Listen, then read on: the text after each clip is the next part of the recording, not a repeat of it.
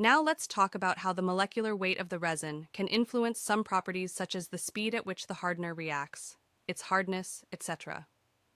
Imagine that the molecular weight of the resin is like the size of a chain, and this chain has two important links at its ends, which are the ones that will react with the hardener. The larger the molecular weight, the more, let's say, non-important links it will have, and therefore the probability that the hardener molecules will hit the important end links is lower.